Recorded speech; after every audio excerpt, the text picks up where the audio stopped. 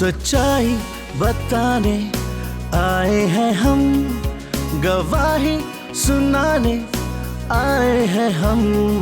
वो नेमतें सब बरकतें, वो रहमतें और मोहब्बतें हम पर हुई जो शफकतें, मेरे खुदा की सब कुर्बतें, वो सब बताने आए हैं हम, गवाही सुनाने आए हैं हम।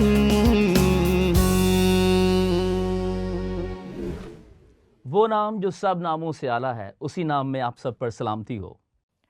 खुदावंद हमारी बेवफाइयों के बावजूद हमें कभी तन्हा नहीं छोड़ता और हमेशा हमारे इंतज़ार में बाहें फैलाए खड़ा रहता है। एग्जैक्टली हमारी रॉन्ग चॉइसेस ही हमारी मुसीबतों और मसाइब का मौजब बनती हैं और हमें बेवफाइयों की तरफ ले जाती है।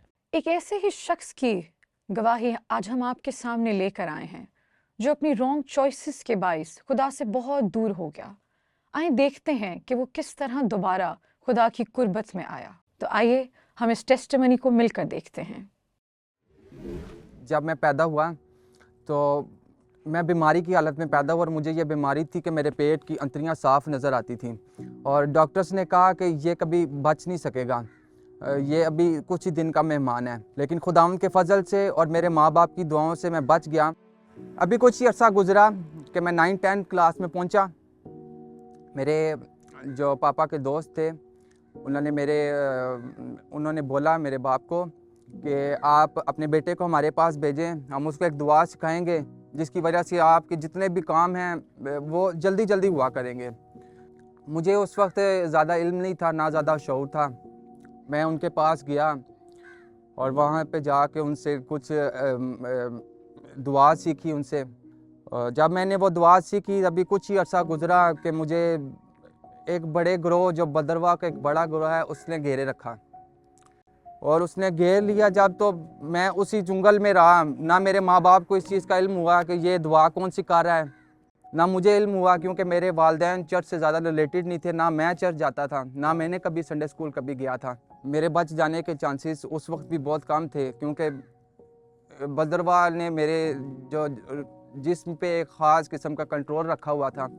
मेरी वालदा को मुझ पे तरस आया कि हमने तो इसको खुदा के लिए चुना हुआ था और ये किस राह पे जा रहा है। तो मेरी वालदा ने कहा कि चूँकि आपकी मैट्रिक तो क्लियर हो गई है तो आपको हम चाहते हैं कि आपको सेमिनरी भेजें ताकि आप वहाँ पे खुदा की तालीम हासिल करें, क्योंकि हम चाहते हैं कि आप एक खुदा के खादिम बने। खैर मेरे लिए वो सब कुछ छोड़ना बहुत मुश्किल था। जब मैं वो प्रे नहीं करता था तो मैं तड़पता था, मेरी रूह तड़पती थी और मैं रातों को अक्सर जागता था।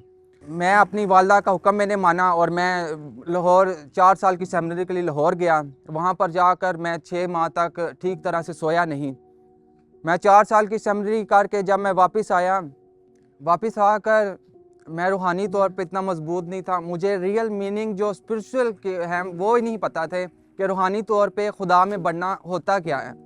अचानक से ही मैं एक महफ़िल में गया, दोस्त थे सब अहबाब बैठे हुए, उसमें महफ़िल में गया। वहाँ पे सिगरेट नोशी हो रही थी, शराब चल रही थी। अचानक से मैं बहुत अपनी ज़िंदगी से तंग था और कुछ पहले ही मैं इतना वो उन सब चीज़ों को छोड़ के, बदरवा और ये सब चीज़ों को, इल्म को छोड़ के मैं खुदा के पास आया था। उन्होंने कहा कि अगर आप ये एक कश लगाओगे तो आप पुरसकून हो जाओगे, आपको नींद भी नहीं आएगी, आप यहाँ पे चिल करेंगे, एंजॉय करेंगे और ये जो गाने और ये जो बीट लगी आप इसको एंजॉय करेंगे। मैंने आइस का एक पफ लिया और वही मेरी आदत बन गई। 2 साल मैं मुसलसल मैंने आइस का भी नशा किया, मैंने चरस का भी नशा किया, मैंने फ़ीम का भी नशा किया, मैंने शराब का भी नशा किया, पिल्स का भी नशा किया। इतने ख़तरनाक ड्रग्स किए। मेरे साथ के जो अक्सर दोस्त अहबाब करते थे 2 साल से, अक्सर लोग मार गए, अक्सर लोगों को कीड़े पड़ गए, दिमाग में कीड़े पड़ गए। लेकिन खुदावंद के फजल से मैं आज भी ज़िंदा हूँ। मैं आज भी खुदावंद के नाम की, उसके नाम की गवाही जगह ब जगह जा के देता हूँ। जब भी मैं दलदल में धंसा हूँ, खुदावंद ने मुझे वहाँ से निकाला है। मुझे मेरे घर वालों ने रिहैबिलिटेशन सेंटर भेजा कि ये वहाँ पर जाकर ठीक हो जाएगा। जब मैं वहाँ पर भी छोड़ने के लिए गया हूँ, मुझसे नहीं छूटा। वहाँ से जब मैं वापस आया हूँ, मैंने ज़्यादा मकदार में शुरू कर दिया।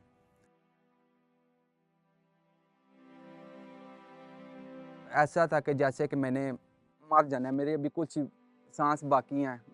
میں اکثر راتوں کو میں سوتا نہیں تھا. میری سسٹر تھی, انہوں نے مجھے بتایا DTS کے بارے میں, یہ DTS کی ایک ٹریننگ ہے بائبل کے حوالے سے. تو میں 1 ہفتے کے لیے وہاں پہ گیا ہوں.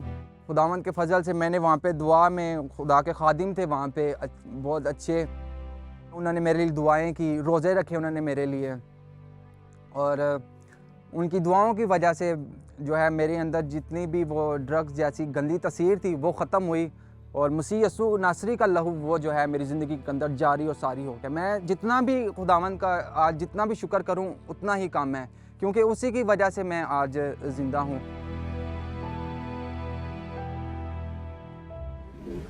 خدا عظیم اور مہربان ہے. اگر ہم بے وفا ہو بھی جائیں تو بھی وہ وفادار رہتا ہے, ہاللیلویہ. اور یہی اس کی لازوال محبت کا ثبوت ہے. 100% رفقہ بالکل ٹھیک کہہ رہی ہیں. اسرائیل خدا کی چنیدہ قوم ہے, اور خدا نے بارہا اپنی محبت ان سے ظاہر کی. پیدائش 12ویں باب سے لے کر آنورڈ ملاکی تک خدا نے اپنی محبت ان پر ظاہر کی, لیکن وہ جتنی محبت دکھائے گی وہ اتنے ہی بے وفا ہوئے. لیکن خدا اپنی صفت میں سالڈ ہے, وہ بے وفا نہیں ہوا. اگر ہم مصر کو دیکھیں, 40 سال وہاں انہوں نے غلامی میں رہے, خدا نے اپنی وفاداری موسیٰ کے وسیلہ سے دکھائی. پھر بیبلین کو اگر ہم دیکھیں تو 70 سالہ وہاں وہ گناہ کی وجہ سے, بے وفائی کی وجہ سے گئے, لیکن خدا اپنی محبت ان پر ظاہر کرتا رہا. وہ گمراہ ہوئے, لیکن خدا ان کی گمراہی کے باوجود اپنی محبت ان سے ظاہر کرتا رہا.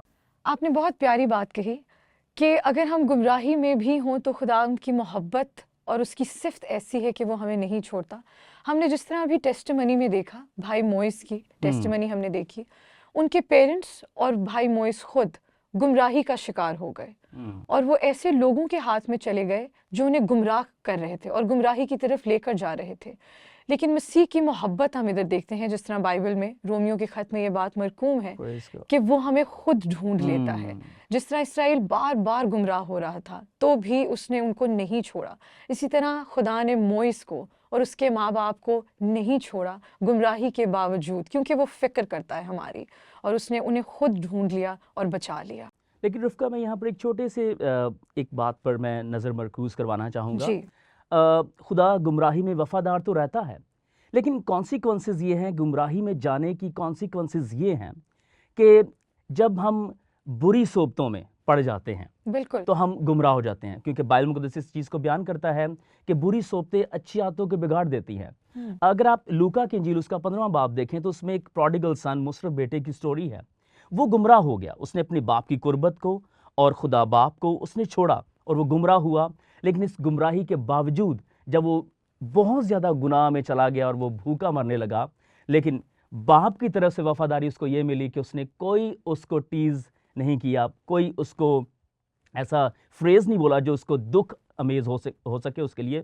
وہاں پر 4 ایکشن ہم دیکھتے ہیں باپ کے, کہ باپ کو ترس آیا, باپ دھوڑا اور اس نے اس کو گلے لگایا اور اس کو چوما. یہ خدا باپ کی محبت کی ایک پکچر ہے, یہ سمبولائز کیا گیا ہے یہاں پر. جی بھائی, آپ نے صحبت کی بہت خاص بات کی ہے. میں بالکل اس بات کا یقین رکھتی ہوں کہ صحبت کا بہت زیادہ ایک خاص کردار ہوتا ہے.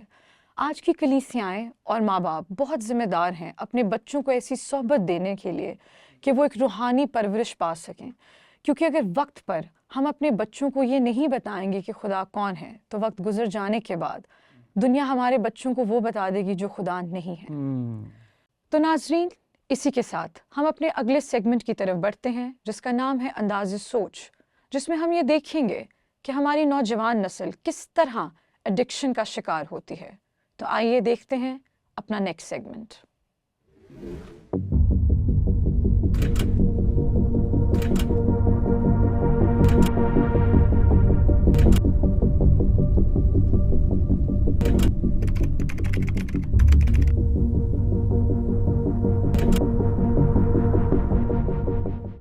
آج کل کے سماجی اور معاشرتی مسائل ہیں, اس کے علاوہ اقتصادی مسائل بھی جو ہے اس کا موجب بنتے ہیں.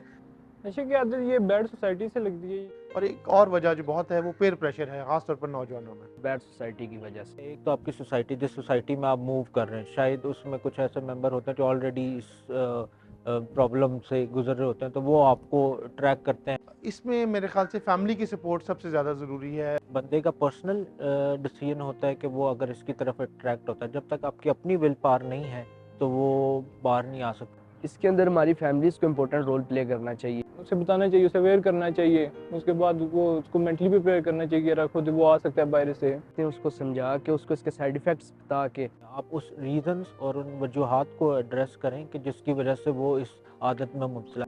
जी बिल्कुल ला सकते हैं अगर हम खुद मेंटली प्रिपेयर है, हमने इरादा किया है। क्योंकि हमने कई दफ़ा एक्सपीरियंस किया कि रिहैब से लोग होके भी आए हैं लेकिन वो दोबारा इसमें वो इंडक्ट हो जाते हैं। जब तक अगर इंसान मेंटली प्रिपेयर ना हो तो वो तब तक नहीं कर सकता, लेकिन जब जहाँ से वो सेंटर से बाहर आते हैं तो फिर वो दोबारा उसमें एडिक्ट हो जाते हैं। सपोर्ट सिस्टम फराहम करना सोसाइटी का काम है और सोसाइटी बहुत ही मददगार साबित होगी। पॉजिटिव लोग भी होते हैं लेकिन कुछ नेगेटिव भी होते हैं, लेकिन कुछ बंदे होते हैं जो उनको अवेयर करते हैं, जो बताते हैं उनको कि यार ये गलत चीज़ है। लेकिन कुछ जो बंदे होते हैं वो उन्हें कहते हैं कि शुरू में स्टार्ट करवा देते हैं कि नहीं ये अच्छी चीज़ है। सोसाइटी का बहुत अहम रोल होता है कि आप उस शख्स को उस तरह की एनवायरनमेंट दें जहाँ वो इस मुश्किल से छुटकारा हासिल कर सके। यहाँ पे शॉपकीपर्स हैं, दुकानदार हैं, ये इनको चाहिए कि अंडर 18 को ऐसी चीज़ें देना बंद करें जो कि हुकूमत की तरफ से भी पाबंदी है। जी नाजरीन, तो हमने इस सेगमेंट में देखा और सुना कि हर इंसान मुख्तलिफ नज़रियात रखता है। नौजवान मुख्तलिफ सोच रखते हैं नशे की आदत को लेकर। बाज़ ऐसा समझते हैं कि सोसाइटी के प्रेशर की वजह से, सोसाइटी में गलत सोहबतों की वजह से नौजवान इस लत का शिकार हो जाते हैं। कुछ ये मानते हैं कि फैमिली इश्यूज़ की वजह से, क्योंकि उनके घर में ऐसे मसाइल होते हैं जिसकी वजह से वो इन हालात का शिकार होते हैं। और कुछ लोग ये मानते हैं कि फाइनेंशियल क्राइसिस उन्हें इन तरह के हालात में मुब्तला कर देती हैं। आप ठीक कह रही हैं, लेकिन हम इसको बेस रूट लेते हैं कि बेसिकली जाता वो कब है कोई शख्स जब वो अपनी सोच पर, अपने बॉडी पर, अपनी ख्वाहिशात पर कंट्रोल नहीं रखता।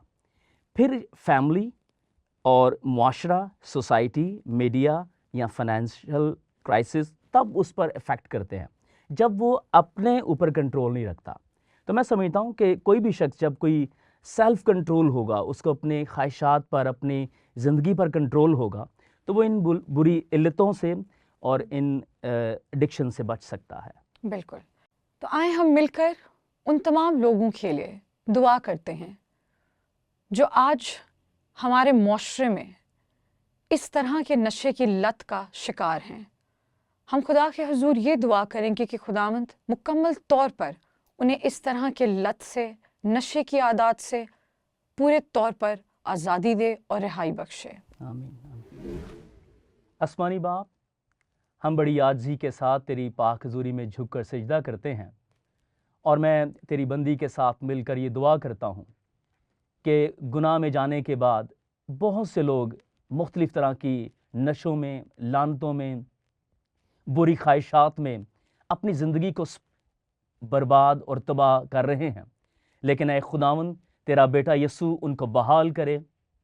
जिस तरह मुशर्रफ बेटे को ये आवाज़ आई, रूहुल कुद्स ने उसे कहा, तो इसी तरह आज भी बहुत से लोग जो गुनाह में हैं उनको तेरे पाक रूह की आवाज़ आए और वो नशों के अड्डों से, गुनाह और बुरी इल्लतों से निकल कर आसमानी बाप तेरी पाक हुजूरी में आकर तेरी निजात हासिल कर सकें। यीशु के नाम से मांगते और पा लेते हैं, आमीन। आप अपनी रोज़मर्रा ज़िंदगी में बहुत सी जगहों में खुदा के साथ को, उसके प्यार को और उसके रहम को अपनी ज़िंदगी में महसूस करते होंगे और उसके जलाली कामों को अपनी ज़िंदगी में देखते होंगे। उन्हीं मौजज़ात और गवाहियों को हमारे साथ शेयर करें ताकि हम मिलकर खुदावंद के नाम को जलाल दें। अभी हमारे फेसबुक पेज पाक 7 पर जाएं और मैसेज के ज़रिए अपनी गवाहियों को हमारे साथ शेयर करें ताकि हम आपकी गवाहियों को अपने प्रोग्राम का हिस्सा बना सकें। इस एपिसोड से आपने बहुत कुछ सीखा होगा, क्योंकि हमने भी बहुत कुछ सीखा है कि हम ना सिर्फ हम बल्कि हमारा मुआशरा, हमारी कलीसिया, माँ बाप होने की हैसियत से हम जिम्मेदार हैं कि अपने बच्चों को ऐसी सोबतें हम प्रोवाइड करें ताकि वो रूहानी परवरिश पाएं और वो ऐसी हर तरह की नशे की लत से आज़ाद रहें और दूर रहें और मसीह में मजबूत तरह की ज़िंदगी बसर कर सकें। अगर आपके पास भी कोई ऐसी गवाही है तो आप हमसे मैसेज के थ्रू शेयर कर सकते हैं ताकि हम उसको अपने शो का हिस्सा बना सकें। इसी के साथ हम आपसे इजाज़त लेंगे। नेक्स्ट एपिसोड में फिर आपसे मुलाकात होगी एक नई गवाही के साथ, और हम मिलकर खुदा के कामों को, उसके जलाल को देखेंगे। अपना बहुत ख्याल रखें। खुदा हाफिज़।